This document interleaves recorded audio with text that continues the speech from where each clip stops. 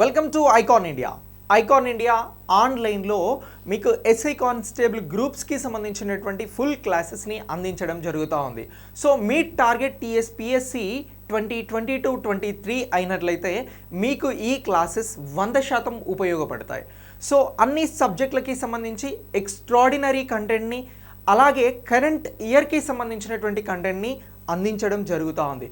So మరి ఈ classes మీరు తీసుకోవాలి అని అనుకుంటే ఐకాన్ ఇండియా యాప్ని డౌన్లోడ్ చేసుకొని యాప్లో ఉన్నటువంటి స్టోర్లోకి వెళ్ళి మీకు సంబంధించిన కోర్స్ని సెలెక్ట్ చేసుకొని అక్కడ మీరు అమౌంట్ని పే చేసి క్లాసెస్ని పొందవచ్చు. పూర్తిగా మీరు ఎక్కడ ఉన్న ప్రిపరేషన్ మీకు ఇబ్బందికరంగా ఉన్నా చాలా ఈజీగా మీ ప్రిపరేషన్ని ముందుకు తీసుకెళ్ళవచ్చు ఈ ఆన్లైన్ క్లాసెస్ ద్వారా. ఇక అలాగే ఐకాన్ ఇండియా ఆఫ్లైన్లో కూడా క్లాసెస్ని అందిస్తూ ఉంది. అశోక్ నగర్ కేంద్రంగా హైదరాబాద్ గ్రూప్స్ అలాగే ఎస్ఐ కానిస్టేబుల్కి సంబంధించినటువంటి ఆఫ్లైన్ క్లాసెస్ని ప్రొవైడ్ చేస్తూ ఉన్నాం. ఆఫ్లైన్లో కూడా మీరు కోచింగ్ తీసుకోవచ్చు, డైలీ ఎగ్జామ్స్ రాయొచ్చు, వీక్లీ గ్రాండ్ టెస్ట్లు రాయొచ్చు. సో మీ ప్రిపరేషన్ని మరింత ముందుకు తీసుకెళ్ళడానికి icon India academy the best platform. So ఇక నేను ఈరోజు మీకు తెలంగాణ ఎకానమీకి రిలేటెడ్గా ఉన్నటువంటి స్కీమ్స్, తెలంగాణ ప్రభుత్వ పథకాలను గురించి చెప్తాను. సార్, తెలంగాణ ప్రభుత్వ పథకాలు అనేవి మనకి ఎగ్జామినేషన్ పాయింట్ ఆఫ్ వ్యూలో యూజ్ అవుతాయా అనే ఒక డౌట్ రావచ్చు. 100% తెలంగాణ పథకాలకి సంబంధించినటువంటి క్వశ్చన్స్ అనేవి మనకి ఎగ్జామ్స్లో వస్తాయి. మరి తెలంగాణ ప్రభుత్వం 2014లో అధికారంలో వచ్చినప్పటి నుంచి ఇప్పటి వరకు కూడా చాలా పథకాలను అమలు చేస్తూ ఉంది రాష్ట్రంలో. మరి ఇలా అమలు చేస్తున్నటువంటి ఈ పథకాలను మనం ఎన్ని రకాలుగా చూడాల్సి ఉంటుంది అని అంటే, వాటిని ఎన్ని రకాలుగా డివైడ్ చేసుకోవాల్సి ఉంటుంది అని అంటే 5 రకాలుగా డివైడ్ చేసుకోవాల్సి ఉంటుందండి.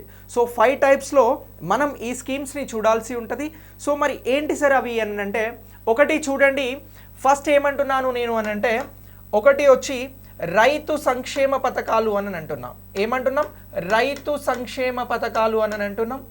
సో మరి రైతు సంక్షేమానికి సంబంధించి ఫార్మర్ వెల్ఫేర్స్కి సంబంధించినటువంటి స్కీమ్స్ని తెలంగాణ ప్రభుత్వం తీసుకొచ్చింది, వాటిని అమలు చేస్తూ ఉంది. మరి ఈ రైతు సంక్షేమ పథకాలలో మళ్ళీ ఒక 7 స్కీమ్స్ ఉంటాయి. వాటిని అన్నింటినీ గురించి కూడా మనం చాలా క్లియర్గా తెలుసుకుంటాం. అలాగే నెక్స్ట్ ఏమంటున్నాము అని అంటే, రెండవది వచ్చి స్త్రీ శిశు సంక్షేమ పథకాలు అని అంటున్నాం. ఉమెన్ చైల్డ్ వెల్ఫేర్కి సంబంధించినటువంటి స్కీమ్స్ అని అంటున్నాం. ఏమంటున్నాం? స్త్రీ అలాగే శిశు సంక్షేమ పథకాలు. ఓకేనా? సో ఇలా ఈ పథకాలని గురించి కూడా మనం చాలా క్లియర్గా తెలుసుకోవాల్సి ఉంటుంది. థర్డ్ వచ్చి ఏంటి అని అంటే, బడుగు బలహీన వర్గాలకి సంబంధించిన పథకాలు. ఏమంటున్నాం? బడుగు బలహీన వర్గాల అంటే వీకర్ సెక్షన్స్కి సంబంధించినటువంటి ప్రజల కోసం తెలంగాణ ప్రభుత్వం అమలు చేస్తున్నటువంటి స్కీమ్స్ని కూడా మనం ఇక్కడ తెలుసుకోవాల్సి ఉంటుంది. సో ఇవి కూడా చాలా టైప్గా ఉంటాయి. అంటే ఇతర రకాలకి సంబంధించినటువంటి పథకాలను మనం ఇక్కడ తెలుసుకుంటాం. అలాగే ఫోర్త్ వచ్చి ఏంటి అని అంటే, ఐటీ పథకాలు. ఏమంటున్నాం? పారిశ్రామిక రంగానికి సంబంధించి పారిశ్రామిక రంగాన్ని ప్రోత్సహించేందుకు తెలంగాణ ప్రభుత్వం తీసుకొచ్చినటువంటి పథకాలను మనం ఈ ఐటీ పథకాలలో భాగంగా తెలుసుకోవాల్సి ఉంటుంది. ఆ తర్వాత ఏంటి అని అంటే, ఫిఫ్త్ ఇతర పథకాలు అని అంటున్నాం. ఏమంటున్నాం? ఇతర పథకాలు. ఎగ్జాంపుల్ ఏంటి అని అంటే, హరితహారం ఇలాంటివి ఏవైతే ఉంటాయో వీటినన్నింటినీ కూడా మనం ఇతర పథకాలుగా చూడడం జరుగుతూ ఉంది. ఇలా ఈ ఇతర పథకాలను గురించి అదర్ స్కీమ్స్ని గురించి మనం తెలంగాణ ప్రభుత్వం తీసుకొచ్చినటువంటి ఇంపార్టెంట్ స్కీమ్స్ని గురించి నేర్చుకుంటాం. సార్, తెలంగాణ ఎకానమీకి సంబంధించి 50 మార్కులు అడుగుతారండి ఎగ్జామ్లో. అది గ్రూప్స్ కావచ్చు, ఇంకా ఇతర పోటీ పరీక్షలకి సంబంధించి తెలంగాణ ఎకానమీ అనేది కీలకంగా ఉంటుంది.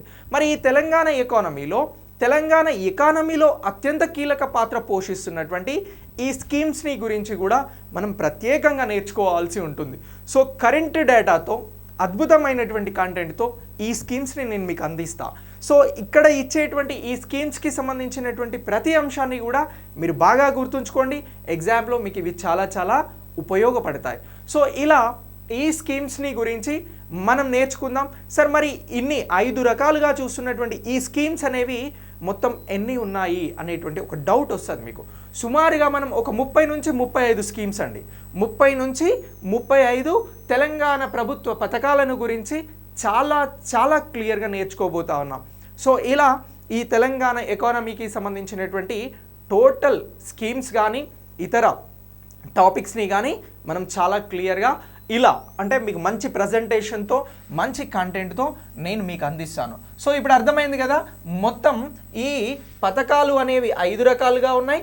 తెలంగాణ ప్రభుత్వం 2014 నుంచి ప్రారంభించినటువంటి ఒక్కొక్క పథకం గురించి మనం చాలా క్లియర్గా నేర్చుకుందామని చెప్పిన.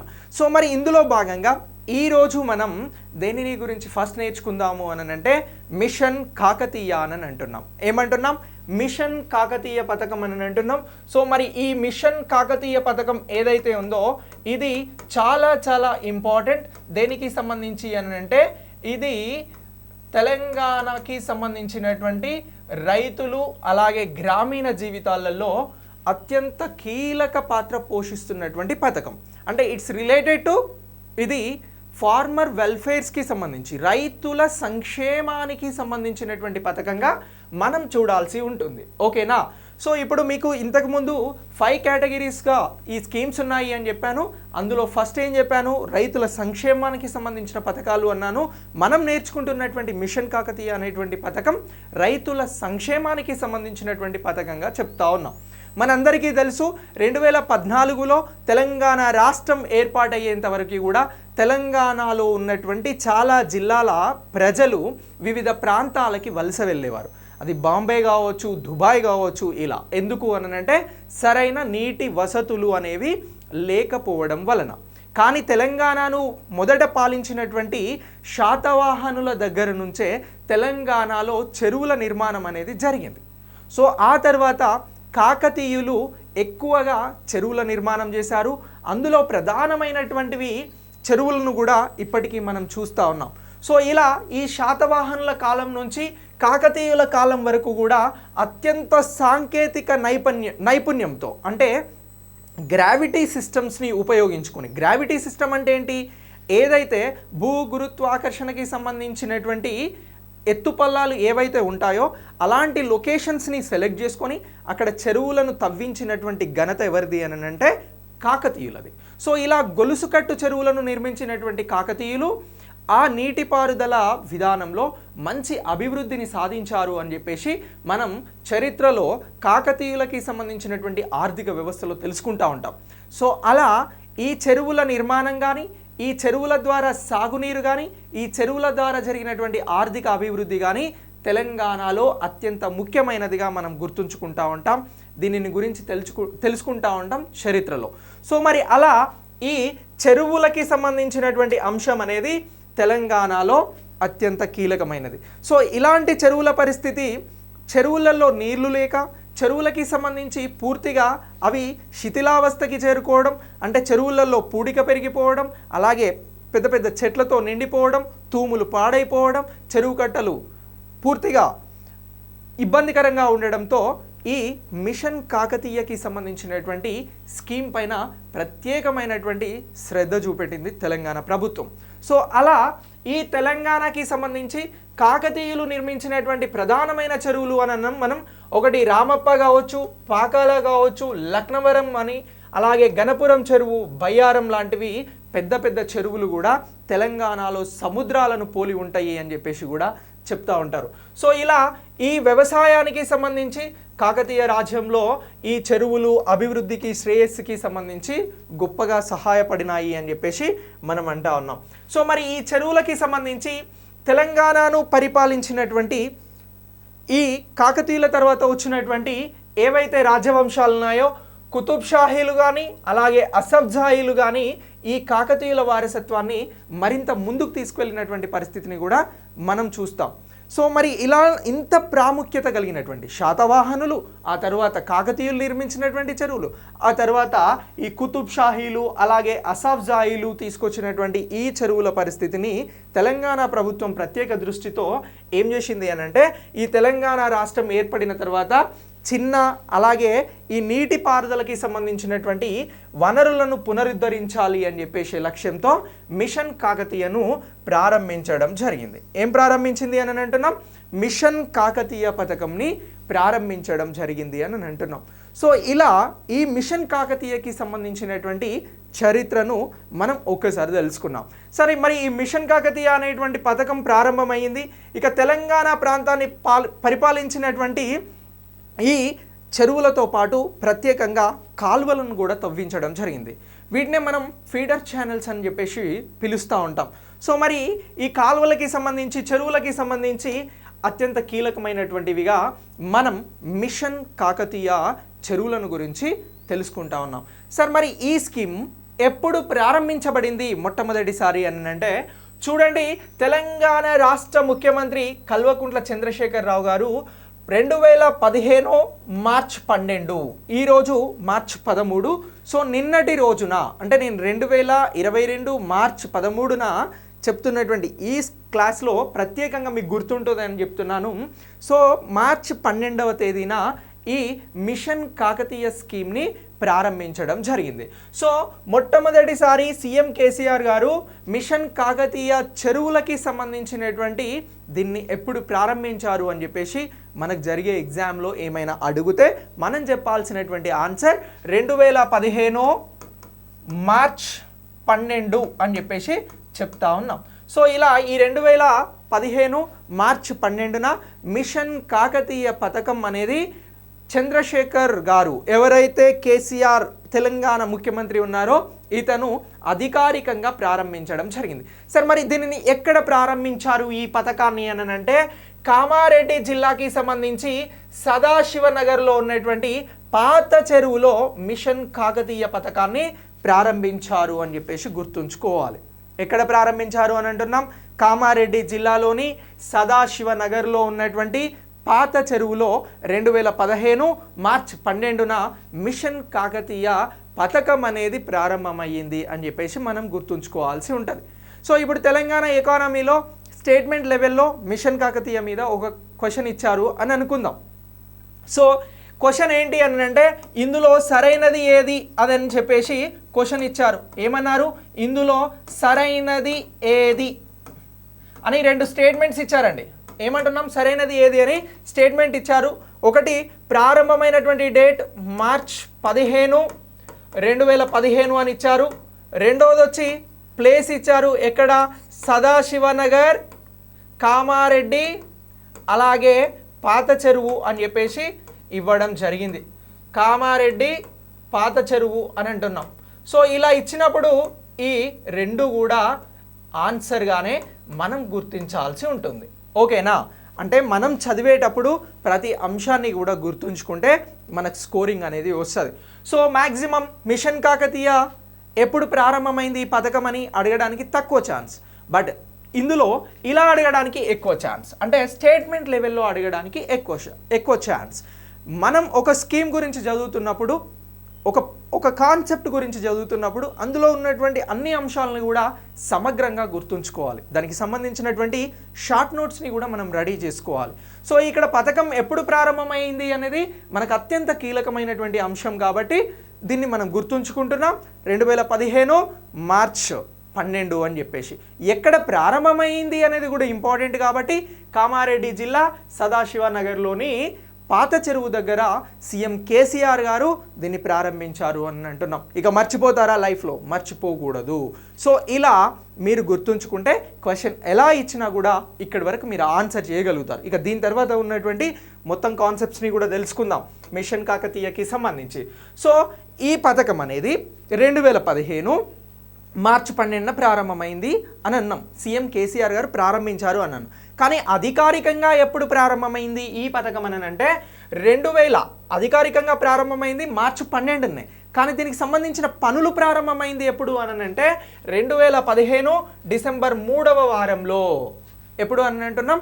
డిసెంబర్ 3వ వారంలో ప్రారంభమైంది. సరే, ఇక్కడ 3వ వారం అని అంటే ఈ డిసెంబర్కి సంబంధించి 14 నుంచి 21వ తేదీల మధ్యన జస్ట్ ప్రారంభమైంది అని చెప్పేసి గుర్తుంచుకోవాలి. ఇక్కడ 3వ వారం అని అంటున్నాం. సో మరి ఈ పనులు ప్రారంభమయ్యాయి.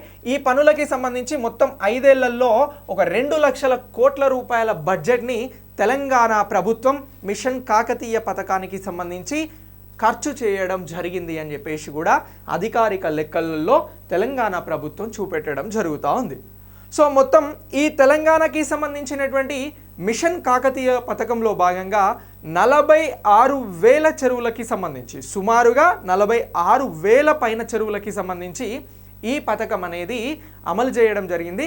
దీనికి సంబంధించి ఎంత ఖర్చు చేశారు 5 ఏళ్ల కాలంలో అంటే యావరేజ్గా 2 లక్షల కోట్ల రూపాయలు అని చెప్పేసి మనం గుర్తుంచుకోవాల్సి ఉంటుంది. ఓకేనా? సో ఇక దీని తర్వాత నెక్స్ట్ తెలంగాణ మొత్తం ఎన్ని చెరువులను రిపేర్ చేసింది అని అంటున్నాం? 46,531 చెరువులని మొత్తం 5 ఫేజులలో ఫినిష్ చేసింది అని అంటున్నాం. ఏంటి? తెలంగాణ ప్రభుత్వం తీసుకొచ్చినటువంటి మన ఊరు మన చెరువు. సో దీనికి నినాదం ఏంది అని చెప్పేసి కూడా అడగవచ్చండి. ఇప్పుడు మనం మిషన్ కాకతీయ పథకం అని అంటున్నాం. మిషన్ కాకతీయ పథకానికి సంబంధించి దీని నినాదం ఏంటి అని అంటే మన ఊరు మన చెరువు అని చెప్పేసి గుర్తుంచుకోవాలి. ఏమంటున్నాం? మన ఊరు మన చెరువు అని చెప్పేసి అంటా ఉన్నాం. మన ఊరు మన చెరువు అనేది దీనికి సంబంధించినటువంటి నినాదం.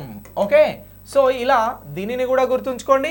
ఇలా 46,531 చెరువులను మిషన్ కాకతీయ ప్రాజెక్టులో భాగంగా తెలంగాణ ప్రభుత్వం పునర్నిర్మించడం జరిగింది. చెరువులను, కాలువలను, సరస్సులను, కుంటలను. సో ఇలా ఈ మిషన్ కాకతీయ పథకం అనేది అమలు చేయడం జరిగింది. ఇక అన్ని చెరువులను కూడా వీటి ద్వారా పునర్నిర్మించబడినటువంటి అన్ని చెరువులకి సంబంధించి మొత్తం 250 నుంచి 270 టీఎంసీల కన్నా ఎక్కువ నీటిని కూడా అందుబాటులోకి తీసుకొచ్చింది మిషన్ కాకతీయ ద్వారా. సో ఇప్పుడు నేనేమంటున్నాను అనంటే ఏదైతే మిషన్ కాకతీయ పథకం ఉందో ఈ పథకానికి సంబంధించి ప్రభుత్వం చేసిన వ్యయం ద్వారా తెలంగాణ రాష్ట్రంలో ఎన్ని టీఎంసీల నీటి సామర్థ్యం పెరిగింది అని అన్నప్పుడు ఓన్లీ మిషన్ కాకతీయ మీద 250 నుంచి 270 టీఎంసీల నీటి సామర్థ్యాన్ని అందుబాటులోకి తీసుకొచ్చారు అని చెప్పేసి మనం గుర్తుంచుకోవాల్సి ఉంటుంది. ఇక ఈ మిషన్ కాకతీయ చెరువుల ద్వారా వ్యవసాయం కానీ, నీటిపారుదల రంగం కానీ, పశువులు, మంచినీటి అవసరాలకి సంబంధించిన నీటి వసతులు అనేవి పెరిగాయి అని చెప్పేసి కూడా మనం ప్రత్యేకంగా గుర్తుంచుకోవాల్సి ఉంటుంది ఈ మిషన్ కాకతీయ పథకానికి సంబంధించి, స్కీమ్కి సంబంధించి. సరే, ఈ మిషన్ కాకతీయకి సంబంధించినటువంటి స్కీమ్ ద్వారా ఇంకా ఎలాంటి లబ్ధి చేకూరింది అని అంటే గ్రామీణ ఉపాధి కల్పన అనేది జరిగింది. సో చాలామంది రైతులు తెలంగాణలో బోర్ బావులపైన ఆధారపడి వ్యవసాయం చేసేవారు.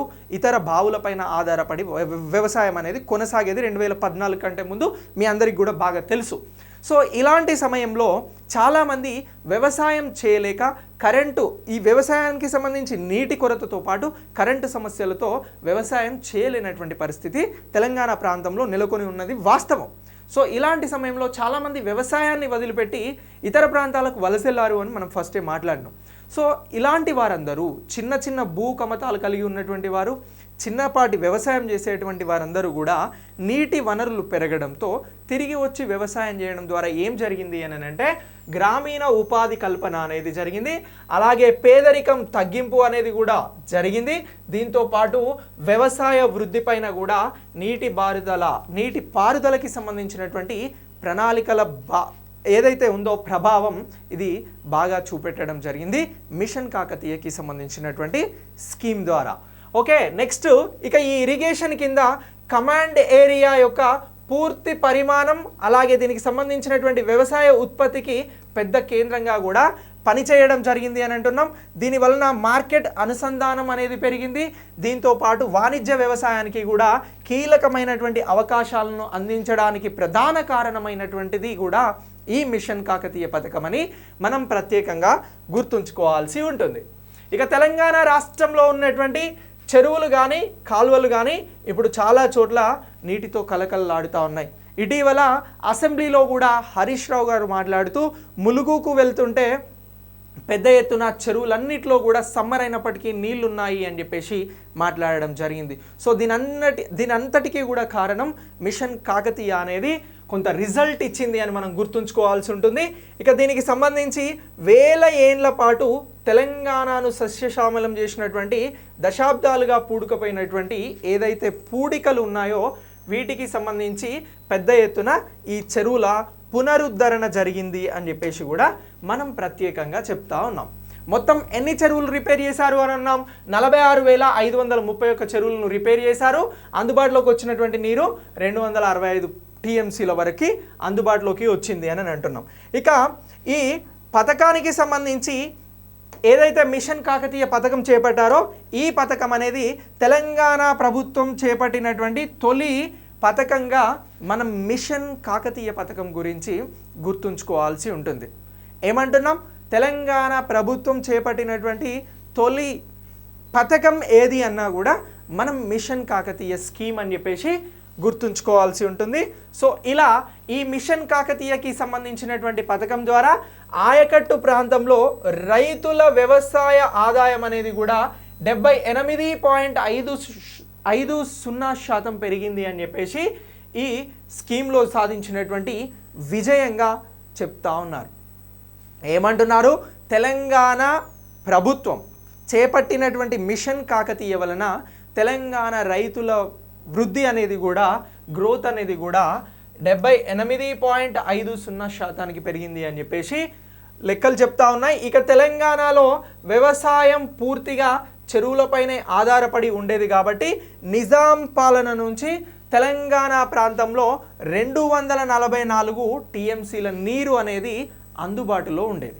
ఎప్పుడు ఇది నిజాం పాలనలో తెలంగాణలో 244 టీఎంసీల నీరు అనేది అందుబాటులో ఉండేది.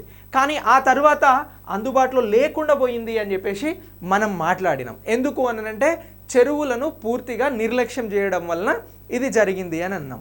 ఇప్పుడు తెలంగాణ ప్రభుత్వం 46,000 పైన చెరువులకి సంబంధించి ఈ వృద్ధి చేయడం వలన 265 టీఎంసీల నీరు అనేది వృద్ధిలోకి వచ్చింది. ఇది అందుబాటులో ఉంది.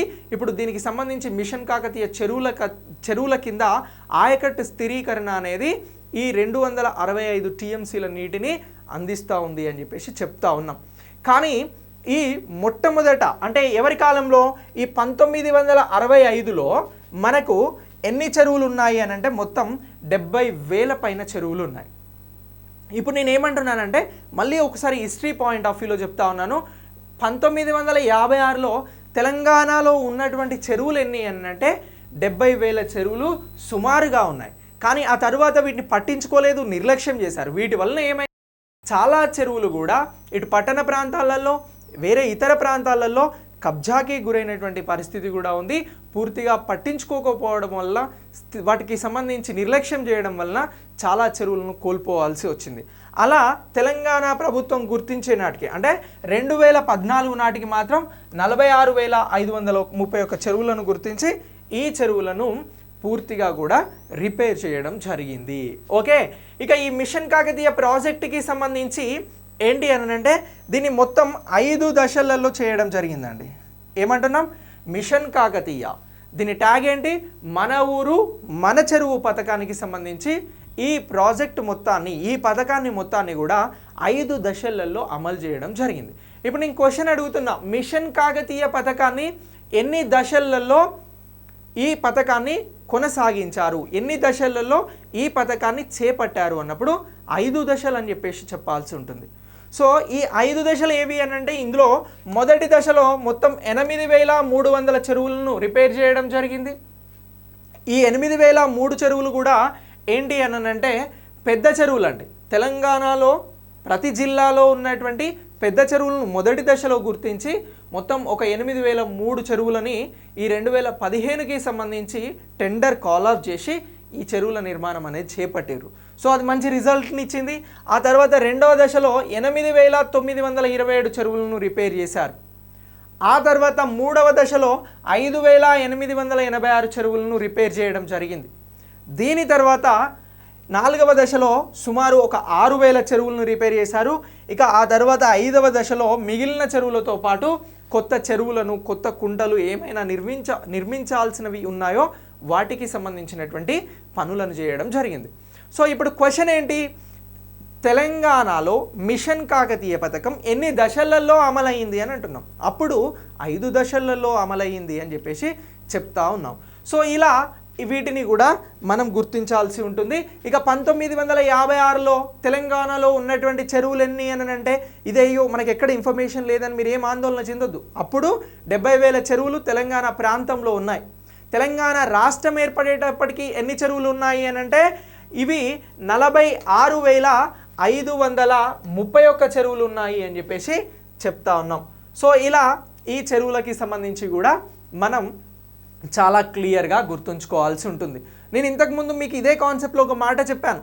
తెలంగాణ ప్రాంతంలో చాలామంది బోరు బావులపై ఆధారపడ్డారు, బావుల ద్వారా వ్యవసాయం చేశారు. కానీ తెలంగాణ ప్రాంతంలో ఎక్కువ మొత్తం కూడా కాకతీయుల టైం నుంచి నిజాం టైం వరకు కూడా ఈ చెరువుల కింద వ్యవసాయం జరిగింది అని అన్నాం. మరి అలా జరగకపోవడం వలన రైతులు ఎక్కువగా బావుల సైడు, బోరు బావుల సైడు వెళ్ళడం వలన భూగర్భ జలాలు అనేవి కూడా పూర్తిగా తగ్గిపోయినటువంటి పరిస్థితి. కానీ మిషన్ కాకతీయ పథకం ద్వారా తెలంగాణలో చాలా చోట్ల కూడా, అన్ని చోట్ల కూడా భూగర్భ జలాలు అనేవి పెరిగాయి అని కూడా మరొక ప్రధాన అంశాన్ని మనం ఈ కాన్సెప్ట్లో గుర్తించాల్సి ఉంటుంది. ఓకేనా? ఇక 2018 నాటికి 27,713 చెరువులకి సంబంధించిన పూర్తి పనులు పూర్తయ్యాయి అని చెప్పేసి కూడా ప్రభుత్వం తన వివరణ ఇచ్చింది. ఇక దీంతో పాటు ఇందులో మొత్తం 20 లక్షల ఎకరాలకి సంబంధించి సాగునీరు అనేది ఈ మొదటి దశలోనే ఇవ్వడం జరిగింది అని చెప్పేసి మనకి ఇక్కడ ఉన్నటువంటి డేటా ప్రకారం తెలుస్తున్నటువంటి అంశం. ఓకేనా? సో ఇలా దీన్ని గుర్తుంచుకోవాలి. 2018 నాటికి మిషన్ కాకతీయకి సంబంధించి తెలంగాణలో వ్యవసాయ నీటిపారుదల ఎంతవరకు ఇంప్రూవ్ అయ్యింది, పెరిగింది అని అంటే, సాగునీరు అందుతుంది అని అంటే 20 లక్షల ఎకరాలకు సాగునీరు అందింది మిషన్ కాకతీయ ప్రాజెక్టుల వలన అని మనం గుర్తించాల్సి ఉంటుంది. ఓకే, ఇక దీనికి సంబంధించి మరొక అత్యంత కీలకమైనటువంటి అంశం ఏంటి అని అంటే రైతులకి సంబంధించినటువంటి అంశం. ఇప్పుడు మిషన్ కాకతీయ స్కీమే రైతులకి సంబంధించింది. సో ఫార్మర్స్ వెల్ఫేర్స్కి సంబంధించింది. సో మరి ఈ స్కీమ్లో మట్టి పోషకాలకి సంబంధించి ఇప్పుడు ఏమన్నాం, మిషన్ కాకతీయ ద్వారా చెరువులకి సంబంధించిన పునర్నిర్మాణం జరిగింది అని అన్నాం. ఆ పునర్నిర్మాణం ఎలా జరిగింది? చెరువులలో ఉన్నటువంటి పూడికను తొలగించారు, చెరువులలో ఉన్నటువంటి చెట్లను తొలగించారు, అలాగే చెరువు కట్టలని బందోబస్తుగా తయారు చేయడం జరిగింది. దీంతో పాటు చెరువుకు ఉండేటువంటి తూములు ఏవైతే ఉంటాయో, గేట్స్ ఏవైతే ఉంటాయో వాటిని కూడా ప్రత్యేకంగా రిపేర్స్ చేయించడం జరిగింది. అంటే ఇలా చెరువు అంతా అభివృద్ధి అయింది. ఓకే ఫైన్, నీళ్ళ స్టోరేజ్ అనేది కూడా పెరిగింది. కానీ ఈ చెరువుకి సంబంధించిన పూడిక తీస్తున్నప్పుడు ఆ పూడిక మట్టిని రైతులు వారి వ్యవసాయ పొలాలకి తరలించడం జరిగింది. సో దీని ద్వారా మట్టి పోషకాలు అనేవి కూడా రైతులకి సంబంధించి ఎక్కువగా లబ్ధి చేకూర్చాయి. దీని ద్వారా ఏంటి అని అంటే రసాయనాలు వాడడం అనేది తగ్గిపోవడం జరిగింది. ఏమంటున్నాం? రసాయనాలు ఏవైతే ఉన్నాయో, రైతులు వాడుతున్నటువంటి రసాయనాలు అంటే ఎరువులు ఏవైతే ఉన్నాయో, ఫర్టిలైజర్స్, అవి కూడా కొంత తగ్గాయి అని చెప్పేసి కూడా మనం ఇందులో గుర్తించాల్సి ఉంటుంది. మొత్తం మిషన్ కాకతీయకి సంబంధించినటువంటి చెరువుల పునర్నిర్మాణం ద్వారా రైతులకి సంబంధించినటువంటి వ్యవసాయ భూములలోకి సుమారుగా 7 కోట్ల ట్రాక్టర్ల సిల్ట్ని, మట్టిని తరలించడం జరిగింది చెరువుల్లో నుంచి. ఇప్పుడు మళ్ళీ ఇక్కడ ఒక క్వశ్చన్. సో మిషన్ కాకతీయ పథకం ద్వారా రైతులకి సంబంధించినటువంటి భూములకి ఎన్ని కోట్ల ట్రాక్టర్ల సిల్ట్ని తరలించారు అని అంటే 7 crores అని చెప్పేసి మనం గుర్తుంచుకోవాల్సి ఉంటుంది. 7 కోట్ల ట్రాక్టర్లకి సంబంధించినటువంటి సిల్ట్, మట్టిని తెలంగాణ రాష్ట్రంలో ఉన్నటువంటి ఆయా ప్రాంతాలలో ఉన్నటువంటి చెరువులకి సంబంధించి అందుబాటులో ఉన్నటువంటి రైతులు ఆ మట్టిని వాడుకోవడం జరిగింది అని చెప్పేసి కూడా మనం ప్రత్యేకంగా ఈ పాయింట్ని గుర్తుంచుకోవాల్సి ఉంటుంది. ఇక ఈ చెరువులకి సంబంధించి మరొక కీలకమైనటువంటి అంశం ఏంటి అని అంటే భూగర్భ జలాలు 6.9% నుంచి 9.2% పెరిగాయి అని అంటున్నాం. ఇప్పుడు చెరువులు రిపేర్ అయ్యాయి, వర్షాలు కురిస్తే ఆ వర్షపు నీరు, వాన నీరు వచ్చి చెరువుల్లో ఉంది.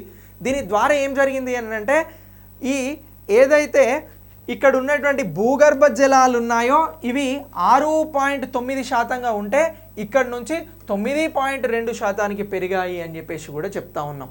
ఓకేనా?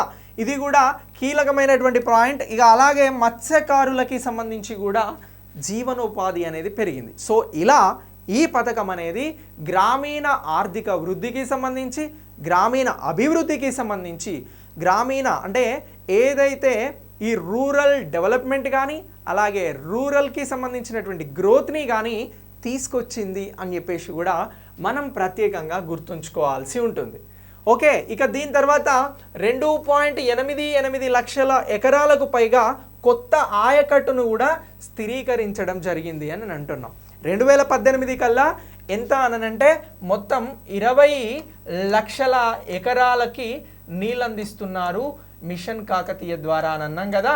సో దీనికి సంబంధించిందే కాకుండా ఇందులో కొత్తగా ఎన్ని లక్షల ఎకరాలకు నీరును అందించడం జరుగుతూ ఉంది, ఆయకట్టు స్థిరీకరణ జరిగింది అని అంటే నీటిపారుదలకి సంబంధించి 2.88 అని చెప్పేసి గుర్తుంచుకోవాలి. ఇవన్నీ కూడా చాలా చాలా వ్యాలిడ్ పాయింట్స్ అండి, మీకు ఎక్కడా కూడా దొరకవు, బుక్కులలో కూడా చాలా రేర్గా దొరికేటువంటి అవకాశం ఉంటుంది. సో కాబట్టి ప్రతిదీ కూడా ఇందులో మనం నోట్స్ చేసుకోవాలి అని చెప్పేసి ప్రత్యేకంగా చెప్తా ఉన్నా. ఓకే, ఇక దీని తర్వాత water man of India Rajender Singh గారు ఇటీవల హైదరాబాద్లోకి వచ్చారు. ఈ హైదరాబాద్కి వచ్చినటువంటి రాజేందర్ సింగ్ గారు 2016లో ఈ మిషన్ కాకతీయ పథకానికి సంబంధించి ఇతను మిషన్ కాకతీయ పథకం ద్వారా తెలంగాణ ప్రభుత్వం చేపడుతున్నటువంటి ఈ స్కీమ్ ద్వారా వాటర్ కోసం జరుగుతున్నటువంటి ఈ విధానాన్ని చూసి తను మురిసిపోయి ఏం చేసినాడు అని అంటే వరంగల్లో ఉన్నటువంటి ట్యాంక్ బండ్ పైన తన పుట్టినరోజు వేడుకలను కూడా ఇగో ఈ వాటర్ మ్యాన్ ఆఫ్ ఇండియా ఎవరు రాజేంద్ర సింగ్ గారు జరుపుకోవడం జరిగింది. ఏమంటున్నా ఇతను అంటే మిషన్ కాకతీయ పథకంలో భాగంగా ఎవరు లేకపోతే వాటర్ మ్యాన్ ఆఫ్ ఇండియాగా ఉన్నటువంటి రాజేందర్ సింగ్ గారు ఎక్కడ తన పుట్టినరోజు వేడుకలను ఏ సంవత్సరంలో జరుపుకున్నారు అన్నప్పుడు 2016 వరంగల్లో ఉన్నటువంటి ఎక్కడ అంటున్నాం ట్యాంక్ బండ్ అని అంటున్నాం. సో ఇక్కడ జరుపుకున్నారు అని చెప్పేసి గుర్తుంచుకోవాలి. ఓకేనా, ఈ వాటర్ మ్యాన్ ఆఫ్ ఇండియాకి సంబంధించి రాజేంద్ర సింగ్ గారు వాటర్ను పరిరక్షించే విధానం పైన ప్రత్యేకంగా కృషి చేయడం జరుగుతూ ఉంది. ఇటీవల హైదరాబాద్కు వచ్చి వాటర్ పైన 2 రోజుల సదస్సుని కూడా నిర్వహించడం జరిగింది విశ్వేశ్వరయ్య భవన్లో ఖైరతాబాద్లో. సో ఇలా ఈ రాజేందర్ సింగ్ గారు 2016లో తెలంగాణ ప్రభుత్వం నీటి పునరుద్ధరణ కోసం మిషన్ కాకతీయ పథకం ద్వారా చేపట్టినటువంటి స్కీమ్కి సంబంధించి ప్రత్యేకంగా ఇక్కడ నీటి అభివృద్ధి పనులను గురించి మాట్లాడారు. సార్ మరి ఈ మిషన్ కాకతీయ పథకం అనేది ఇన్ని విజయాలను సాధించింది, ఇంత పెద్ద మేర ప్రభుత్వం ఈ స్కీమ్ని ముందుకు తీసుకెళ్ళింది అని మాట్లాడినాం. మరి ఇలాంటి విజయాలను అలాగే మిషన్ కాకతీయ ద్వారా పెరిగినటువంటి గ్రామీణ అభివృద్ధి కానీ ఇతర అంశాలను కానీ స్టడీ చేయడానికి ఇంటర్నేషనల్ వైడ్గా ఉన్నటువంటి యూనివర్సిటీస్ కూడా రావడం జరిగింది. వివిధ ప్రభుత్వ సంస్థలు అలాగే యుఎస్ ఆధారిత విశ్వవిద్యాలయమైనటువంటి మిచిగన్ యూనివర్సిటీ, మిచిగన్ విశ్వవిద్యాలయం అలాగే చికాగో విశ్వవిద్యాలయం ఈ తెలంగాణ రాష్ట్రానికి సంబంధించినటువంటి ప్రభుత్వ పథకమైనటువంటి మిషన్ కాకతీయ పైన స్టడీ చేశాయి. అంతర్జాతీయంగా ఉన్నటువంటి ఏ విశ్వవిద్యాలయాలు తెలంగాణ మిషన్ కాకతీయ పైన స్టడీ చేశాయి అన్నప్పుడు 2 యూనివర్సిటీల గురించి గుర్తుంచుకోవాలి. ఒకటి వచ్చి యునైటెడ్ స్టేట్స్ ఆఫ్ అమెరికాకి సంబంధించిన మిచిగన్ విశ్వవిద్యాలయం అని అంటున్నాం, రెండవది వచ్చి చికాగోకి సంబంధించిన విశ్వవిద్యాలయం అని అంటున్నాం. సో ఇలా ఈ 2 యూనివర్సిటీస్ కూడా తెలంగాణ రాష్ట్రంలో ఉన్నటువంటి మిషన్ కాకతీయ స్కీమ్ పైన ఈ 2 కూడా స్టడీ చేయడం జరిగింది, సర్వే చేయడం జరిగింది, ఈ పథకానికి సంబంధించిన అంశాలపైన ప్రత్యేకమైనటువంటి విశ్లేషణ చేయడం జరిగింది అని అంటున్నాం. ఇక దీని తర్వాత ఈ మిచిగన్ విశ్వవిద్యాలయ అధ్యయన బృందం ఏం చేసింది అంటే భారతీయ రైతులకి పంట దిగుబడిని పెంచడానికి ఎరువుల వాడకాన్ని తగ్గించడానికి తక్కువ ఖర్చుతో కూడినటువంటి మార్గంగా ఈ మిషన్ కాకతీయ గురించి ప్రత్యేకంగా చెప్పడం జరిగింది. ఓకేనా, సో ఇలా ఈ యూనివర్సిటీలోని మొత్తం 8 విభాగాలకు చెందినటువంటి 16 మంది విద్యార్థులతో మల్టీ డిసిప్లినరీ బృందం అనేది ఒకటి ఏర్పాటు చేశారు. 12 నెలల పాటు ఆదిలాబాద్ కరీంనగర్ జిల్లాలో 2 గ్రామాలలో పనిని విశ్లేషించి కార్యక్రమ ప్రభావాన్ని గురించి ప్రత్యేకంగా కూడా తెలుసుకోవడం జరిగింది ఈ యూనివర్సిటీకి సంబంధించినటువంటి వారు. ఎన్ని బృందాలు అని అంటున్నాం వీరు? 8 బృందాలు, 8 విభాగాలను అలాగే 16 మంది విద్యార్థులతో కూడినటువంటి మల్టీ డిసిప్లినరీ బృందం అనేది ప్రత్యేకంగా ఆదిలాబాద్ కరీంనగర్లో ప్రత్యేక పర్యవేక్షణలో కూడా దీన్ని స్టడీ చేశారు అని అంటున్నాం. ఇక ఎరువుల వినియోగం అనేది తగ్గింది, విద్యుత్ వినియోగం అనేది తగ్గింది, పంట దిగుబడి అనేది పెరిగింది. అలా ఈ పరిశోధనలలో ఈ అంశాలు తెలిసాయి అని అంటున్నాం. ఇక చికాగో యూనివర్సిటీ ఒకటి ఉంది కదా, ఈ విశ్వవిద్యాలయం ఏం చెప్పిందంటే వ్యవసాయం, పర్యావరణం, ఆర్థిక ఫలితాలపై కూడా ఈ మిషన్ కాకతీయ అనేది ప్రత్యేకమైనటువంటి ప్రభావాన్ని చూపెట్టింది అని చెప్పేసి చెప్పడం జరిగింది. సో అలాగే institute of rural management Anand కూడా ఈ ప్రాజెక్ట్ ప్రభావం పైన ప్రత్యేకమైనటువంటి అధ్యయనం చేయడం జరిగింది. అలాగే ప్రొఫెసర్ జయశంకర్ తెలంగాణ రాష్ట్ర వ్యవసాయ విశ్వవిద్యాలయం కూడా దీనికి సంబంధించి అధ్యయనం అనేది చేశారు. ఇంటర్నేషనల్ యూనివర్సిటీస్ చేసినాయి. అలాగే భారతదేశానికి తెలంగాణకి సంబంధించినటువంటి ప్రత్యేకమైనటువంటి యూనివర్సిటీస్ కూడా ఇందులో స్టడీ చేసినాయి అని అంటున్నాం. ఇక 2018లో central board of irrigation and power నుంచి కూడా బెస్ట్ ఇరిగేషన్ ప్రాక్టీసెస్ అవార్డుని అందుకోవడం జరిగింది. ఏ ఇయర్లో, ఇప్పుడు నేను ఇక్కడ క్వశ్చన్ అడుగుతున్నా, ఏ ఇయర్లో? 2018 గుర్తుంచుకోవాలి. Central board of irrigation and power నుంచి బెస్ట్ ఇరిగేషన్ ప్రాక్టీసెస్ అవార్డుని కూడా మిషన్ కాకతీయ స్కీమ్లో భాగంగా అందుకోవడం జరిగింది అని చెప్తా ఉన్నాం. ఇక ఈ మిషన్ కాకతీయకి సంబంధించినటువంటి పథకం ఏదైతే ఉందో 2021కి సంబంధించి జాతీయ స్థాయిలో స్కోచ్ అవార్డులని కూడా ఈ మిషన్ కాకతీయ స్కీమ్ గెలుచుకుంది అని చెప్పాలి. సో మిషన్ కాకతీయ పథకానికి సంబంధించినటువంటి విజయాలను ఇక్కడ ప్రత్యేకంగా చెప్తున్నాం. మిషన్ కాకతీయ పథకానికి సంబంధించి తెలంగాణ ప్రభుత్వం, తెలంగాణ అధికారులు అందుకున్నటువంటి అవార్డులను గురించి కూడా ప్రత్యేకంగా చెప్తున్నాం. సో 2021కి సంబంధించి మిషన్ కాకతీయ విభాగానికి సంబంధించి మిషన్ కాకతీయ స్కీమ్లో భాగంగా స్కోచ్ అవార్డ్స్ అనేవి జాతీయ స్థాయిలో నేషనల్ లెవెల్లో తెలంగాణ రాష్ట్ర ప్రభుత్వానికి వచ్చాయి మిషన్ కాకతీయ స్కీమ్కి సంబంధించి అని మనం గుర్తుంచుకోవాలి. It's very very important. ఓకేనా? ఇక నెక్స్ట్ ఏ యూనివర్సిటీలు అధ్యయనం చేసింది అన్నప్పుడు మనం ఇంటర్నేషనల్గా ఉన్నటువంటి మిచిగన్ యూనివర్సిటీ కానీ చికాగోకి సంబంధించినటువంటి విశ్వవిద్యాలయాల గురించి ప్రత్యేకంగా గుర్తుంచుకోవాల్సి ఉంటుంది. సో ఇలా ఇవన్నీ కూడా మిషన్ కాకతీయకి సంబంధించినటువంటి విజయాలుగా మనం గుర్తుంచుకుంటున్నాం.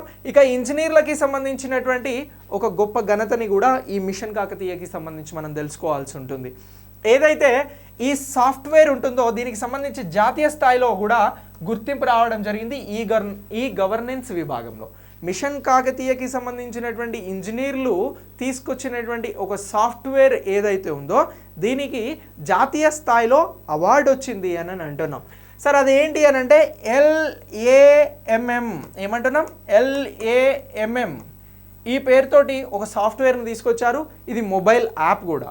ఈ యాప్ ద్వారా ఏం చేస్తారు అని అంటే చెరువులకి సంబంధించినటువంటి స్థితిగతులు, అలాగే చెరువులలో ఉన్నటువంటి నీటి నిల్వ, అలాగే పునరుద్ధరణకి సంబంధించినటువంటి పనుల ప్రగతి సమాచారాన్ని కూడా ఇందులో పొందుపరుస్తారు. దీని ద్వారా తెలుసుకోవచ్చు. అది ఏ యాప్ అని అంటే ఇగో LAMM యాప్ అని చెప్పేసి గుర్తుంచుకోవాలి. ఇప్పుడు క్వశ్చన్ మనకి ఎగ్జామ్లో ఇలా ఇవ్వచ్చు. మిషన్ కాకతీయ చెరువులకి సంబంధించిన పూర్తి పర్యవేక్షణను తెలుసుకునేందుకు తీసుకొచ్చినటువంటి యాప్ ఏంటి అని అడగవచ్చు. అప్పుడు మనం చెప్పాల్సింది LAMM యాప్. సో ఈ సాఫ్ట్వేర్కి, ఈ యాప్కి జాతీయ అవార్డు వచ్చిందా లేదా, ఇంతే వచ్చింది అని చెప్పేసి గుర్తుంచుకోవాల్సి ఉంటుంది బెస్ట్ ఈ గవర్నెన్స్కి సంబంధించినటువంటి విభాగంలో. ఓకే, సో ఇలా ఈ మొత్తం కూడా మిషన్ కాకతీయకి సంబంధించినటువంటి పథకంగా మనం గుర్తుంచుకోవాలి. ఓకేనా? సో ఎప్పుడు దీనికి సంబంధించి ఒక క్విక్ రివ్యూ తెలుసుకుందాం.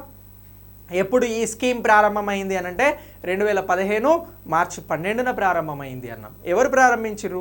సీఎం కేసీఆర్ గారు ప్రారంభించారు. ఎక్కడ ప్రారంభించారు? కామారెడ్డి జిల్లా సదాశివనగర్కి సంబంధించి పాత చెరువులో ప్రారంభించడం జరిగింది అని అన్నాం. ఓకేనా? మిషన్ కాకతీయ చెరువుల ద్వారా, మిషన్ కాకతీయ పథకం ద్వారా ఎన్ని చెరువులకి సంబంధించి రిపేర్ చేయడం జరిగింది, పునరుద్ధరించడం జరిగింది అని అంటే 46,531 చెరువులను ఇందులో భాగంగా పునరుద్ధరించారు. ఎన్ని దశలలో మిషన్ కాకతీయ పథకం అమలైంది అని అంటే 5 దశలలో. సో మొదటి దశలో అన్ని జిల్లాలలో ఉన్నటువంటి పెద్ద చెరువులను, పెద్ద సరస్సులను, పెద్ద కుంటలను గుర్తించి 8,003 చెరువులకి టెండర్ను పిలవడం జరిగింది. ఈ పనులు అనేవి 2015 డిసెంబర్ 3వ వారంలో ప్రారంభమయ్యాయి అని చెప్పేసి కూడా మనం తెలుసుకున్నాం. సో ఇలా ఈ మిషన్ కాకతీయ ద్వారా మొత్తం ఎన్ని టీఎంసీల నీరు అనేది అందుబాటులోకి వచ్చిందంటే 245 నుంచి 265 టీఎంసీల వరకు కూడా వాటర్ అనేది అందుబాటులోకి రావడం జరిగింది అని అన్నాం. అలాగే దీనిపై జరిగినటువంటి విశ్వవిద్యాలయాలకి సంబంధించిన స్టడీస్ ఏంటి అని అంటే, ఒకటి మిచిగన్ యూనివర్సిటీకి సంబంధించి, రెండోది చికాగోకి సంబంధించినటువంటి విశ్వవిద్యాలయం. ఇవి అంతర్జాతీయంగా ఉన్నటువంటి విశ్వవిద్యాలయాలు అని అంటున్నాం. సో ఇలా ఈ ఏదైతే లాస్ట్ పాయింట్గా మనం LAMMకి సంబంధించినటువంటిది ఏంటి అని అంటే మిషన్ కాకతీయకి సంబంధించినటువంటి యాప్ అని చెప్పేసి అంటా ఉన్నాం. సో దీనికి అవార్డు కూడా రావడం జరిగింది, అది ఈ గవర్నెన్స్ విభాగంలో అంటున్నాం. ఇక మిషన్ కాకతీయ పథకానికి సంబంధించి 2021లో జాతీయ స్థాయిలో స్కోచ్ అవార్డు అనేది కూడా రావడం జరిగింది అని అన్నాం. ఇక దీంతో పాటు ఈ central board of irrigation and power నుంచి కూడా బెస్ట్ ఇరిగేషన్ ప్రాక్టీసెస్ అవార్డు అనేది కూడా తెలంగాణ ప్రభుత్వానికి 2018లో అందజేశారు అని అన్నాం. ఇక వాటర్ మ్యాన్ ఆఫ్ ఇండియాగా పిలువబడేటువంటి రాజేందర్ సింగ్ గారు 2016లో ట్యాంక్ బండ్ వరంగల్లో తన బర్త్డే సెలబ్రేషన్స్ని చేసుకోవడం జరిగింది అని అన్నాం ఇక్కడ జరుగుతున్నటువంటి కార్యక్రమాల ద్వారా. సో ఇలా 2 లక్షల కోట్లతో ఈ మిషన్ కాకతీయ పథకాన్ని ప్రభుత్వం రైతుల సంక్షేమం కోసం తీసుకొచ్చింది అనేటువంటి అంశాన్ని మనందరం కూడా చాలా క్లియర్గా అప్డేట్ చేసుకోవాలి. ఇలానే ప్రతి స్కీమ్ని కూడా నేను మీకు చాలా వివరణాత్మకంగా అందిస్తాను. సో ఈ క్లాస్ని మీరు మీ ఫ్రెండ్స్కి షేర్ చేయండి, మీరు లైక్ చేయండి. Thanks for watching.